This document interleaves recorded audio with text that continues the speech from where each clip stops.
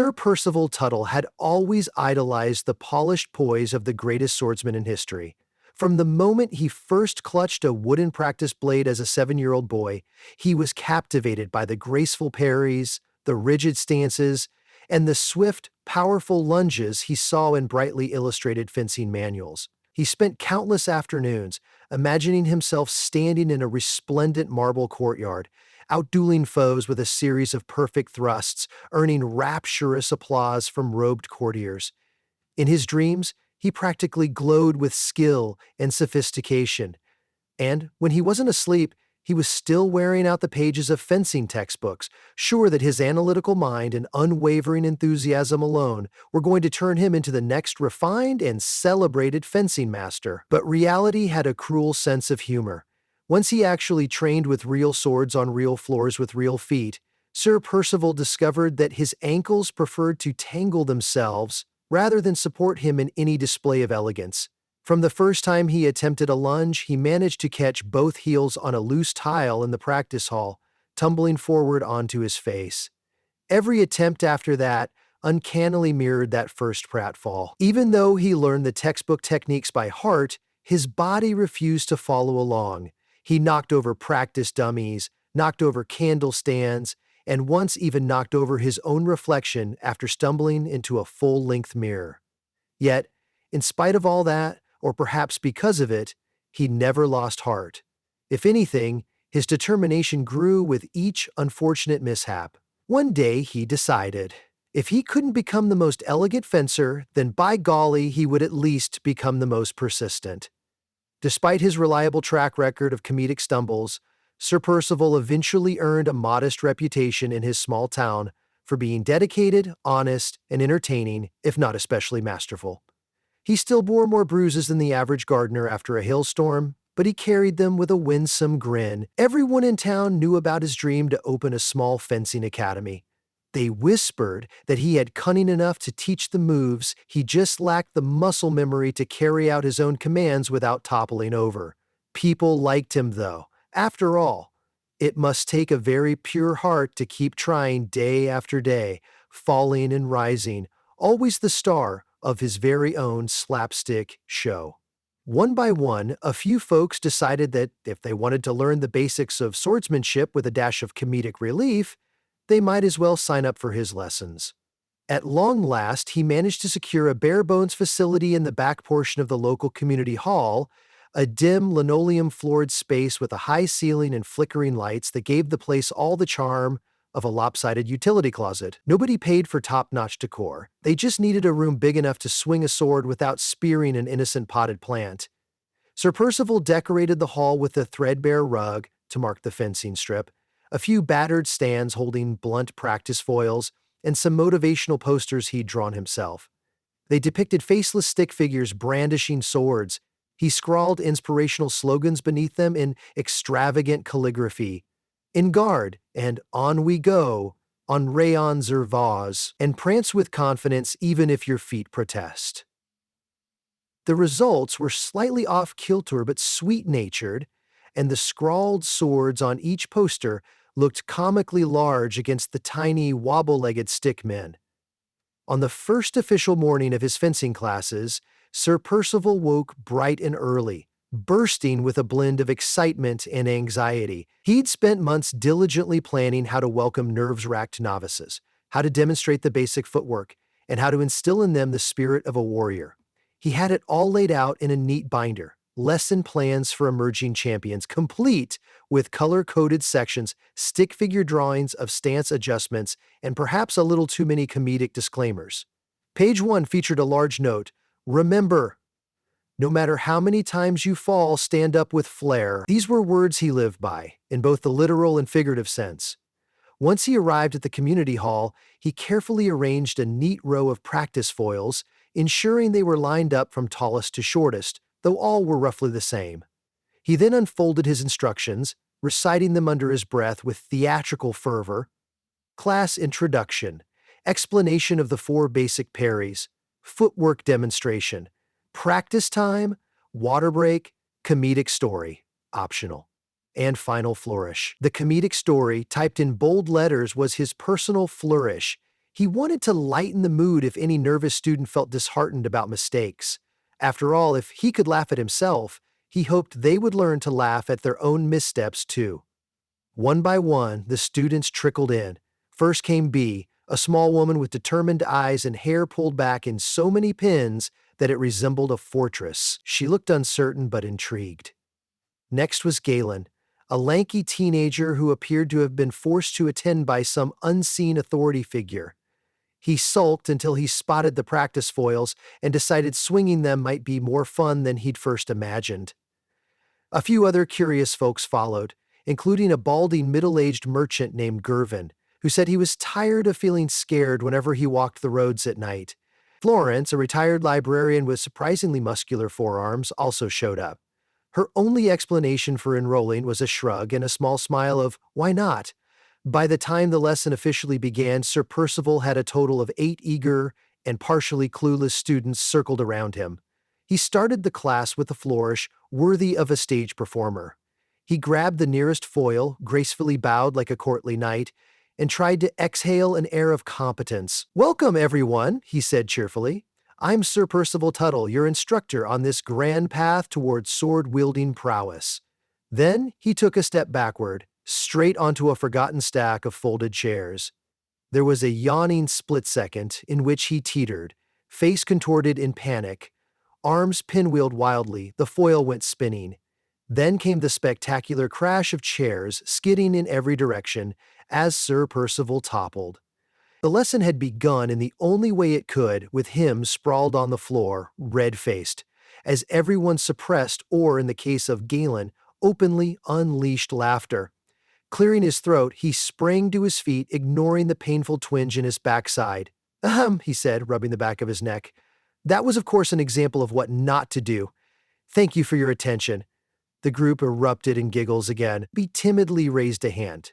"Should we practice that shoulder roll you just did, sir?" Sir Percival paused, then flashed a grin. "Sure," he said, "but maybe on a padded surface." And with that, the day's lesson resumed with renewed energy. Before delving into parries and thrusts, Sir Percival insisted they warm up with footwork drills. He demonstrated the end guard position, carefully placing each foot at precise angles. All was well until he tried to step forward. Something about the friction of his freshly polished shoes on the slick linoleum turned his graceful step into a stumbling lurch. His arms seized in a flailing arc, but he managed, by some miracle, to remain upright. "Focus on small steps," he advised shakily. "Keep your core engaged." He repeated the move, this time with a bit more caution. The students followed, half smiling but game to proceed. After a few minutes, everyone seemed relatively stable, except ironically for the instructor, who minimized his motions to avoid tempting fate. They transitioned to basic thrusts, carefully extending arms while stepping forward. Sir Percival valiantly tried to demonstrate a brisk lunge to highlight how the forward foot advanced while the back leg extended. Instead, he advanced too briskly, skidded, and only avoided hitting the floor thanks to Gervin's heroic catch. Gervin, panting, said with a chuckle, "At least I'm good at catching something, Master Tuttle." Sir Percival laughed a bit too loud, patting Gervin's shoulder in thanks. When the sweaty, red-faced group took their first water break, Sir Percival seized the opportunity to inject one of his comedic stories. With an exaggerated sweep of his arms, he recalled a time when he enthusiastically challenged a rival fencing school's instructor to a friendly match. "I wasn't ready for the waxed floors," he explained dramatically. "My first lunge sent me sliding across the entire length of the hall. I collided with an ornamental suit of armor, knocking both me and it through a side door, which thankfully led to a supply closet full of soft cleaning sponges." The students guffawed at the mental image, relaxing in the knowledge that if their teacher could survive that fiasco, they needn't feel too self-conscious about their own missteps. In the following weeks, the fencing academy became a joyful cacophony of swishing blades, squeaking shoes, and occasional thuds. More townspeople enrolled, drawn in equal measures by curiosity, the allure of learning self-defense, and the comedic rumor mill swirling around. They heard tales of the flamboyant teacher who never walked a straight line without nearly falling on his face, but who somehow managed to teach the fundamentals in a way that ignited passion. Indeed, for all his stumbles, Sir Percival had a knack for breaking down complicated motions into small, digestible parts. He knew exactly which step to emphasize, which angle to correct, and which muscle to keep relaxed. He funneled years of personal study into meticulous instructions that compensated for any lack of personal grace. It started to look like his academy might be a real success, if only he could stop dropping the swords mid-demonstration. His bright optimism carried him through the difficulties. Even so, there were moments he felt discouraged. One night, after locking up, Sir Percival lingered near the practice dummies and frowned at the scattered chairs he'd knocked over earlier. The reflection in the dusty wall mirror showed a slender man wearing a fancy fencing jacket, standing awkwardly on feet that still smarted from repeated collisions with the corners of the room. He exhaled and thought, if I can't tame my own ankles, how am I supposed to instill grace in others? But the next instant, he imagined the beaming faces of his students, Bia achieving her first successful parry, Gorvin's proud grin when he actually performed a perfect lunge. That was enough. He promised himself he would persevere for them, if not for his own battered pride. As the months passed, the group actually progressed. They learned not just basic thrusts, but more advanced parries, feints, and ripostes. Sir Percival gave them silly mnemonic rhymes like parry 4, protect your core, parry 6, solve the fix, which made little sense but stuck in their heads. Florence, the retired librarian, became surprisingly adept at deflecting incoming attacks. B developed a crisp footwork routine that Sir Percival openly admired. Even Galen, the teen who had arrived with a doleful shrug, found himself enthralled by the dance-like intricacy of fencing. He'd started helping Sir Percival manage the equipment storage in exchange for extra practice time. Yes, there were comedic incidents like when Sir Percival tried to demonstrate an impressive overhead slash and took down a hanging light fixture instead, but everyone took it in good humor. Encouraged by his student spirit, Sir Percival decided it was time for a grand exhibition. It was a big leap. He'd invite friends, family, and townspeople to watch a friendly tournament among his class. It would be a chance to show off what they'd learned, build confidence, and perhaps, just maybe, give him a moment in the spotlight to redeem himself. He daydreamed about gliding across the makeshift piste with perfect balance, guiding his students to victory, wowing the onlookers, and letting everyone see that the academy had real substance behind the laughs. He diligently planned the event, scribbling schedules and mini brackets on sheets of parchment pinned to corkboards, carefully mapping out who would go against whom in the afternoon's challenges. When the day arrived, the community hall buzzed with energy. There were more spectators than seats, and the place bustled with small-town excitement. Decorative banners, hand-painted by Sir Percival, reading "Clash and Dash, Fencing Fun," draped across the entrance. Snacks had been arranged on a table in the corner, little pastries shaped vaguely like swords, and a jug of fruit punch. By midday, the crowd was chattering eagerly. The participants, his faithful students, looked a bit nervous, pulling on protective gear and clinging to their practice foils as if they might vanish otherwise. Sir Percival kicked off the event with a short speech. Standing on a stool to be seen, he addressed the crowd. "Welcome, one and all. We begin not in pursuit of bloodshed, but in pursuit of grace. Well, grace for most of you at least. As for me," he gave a theatrical bow that almost caused him to slip off the stool, prompting concerned gasps and playful laughter. "As for me, I intend to show that a few falls can't keep a good swordsman down." With that, the friendly competition began. Each match was short and spirited. The crowd cheered when Bea, her pin-studded hair refusing to budge, deftly sidestepped Gervin's lunges. They held their breath when Florence's strong parries clashed with Galen's surprisingly Sir Percival hopped around the perimeter, offering pointers that occasionally devolved into comedic asides whenever he stepped too close to a stray extension cord or precariously stacked chairs. The floor was also waxed a bit too thoroughly in places, causing the occasional slip, though mercifully not too many. Eventually, the preliminary matches concluded, narrowing the field to the day's final two contenders. To his surprise, Sir Percival found he was not one of them. His own performance had been, well, let's just say that in his first bout against the grinning Gervin, One ill-timed forward step led to a tumble so phenomenal that the entire crowd collectively gasped. There was a moment when he soared through the air, literally, arms outstretched, in an unintentional reenactment of a comedic ballet. He flattened against the mat with a crash that rattled the battered stands. Concerned onlookers rushed over, but he popped up rather heroically, forcing a grin and bowing deeply to Gervin. "You see, my friend," Sir Percival said breathlessly to the victor, "you've learned something I never quite could. How to move your feet with sense." The audience tittered at that. As the day wore on, Sir Percival enjoyed watching his students shine. Bee and Florence made it to the final match, both proud and confident. Their eyes sparkled with the prospect of showing off a harmonious, balanced duel. When the final match began, you could almost taste the tension. Parry after parry, thrust after thrust, each woman demonstrating the fruit of countless hours of careful practice. Meanwhile, Sir Percival observed from the sidelines, simultaneously swelling with pride and feeling a constraint in his chest. He tried so hard to become a master fencer, but ended up as the comedic relief. The last performance had gone exactly as typical, leaving him again with bruises on his posterior. And yet, as he watched his students move like fluid lines of steel, he realized that their grace was, in a way, his success too. The entire reason they swayed and pivoted so flawlessly was because he'd taught them those fundamentals. He recognized something else as well. He might be the most physically clumsy swordsman in history, but he had somehow passed on the knowledge in his head, and that was an achievement worthy of pride. A fleeting wave of satisfaction warmed him, and he almost forgot the throbbing pain in his tailbone.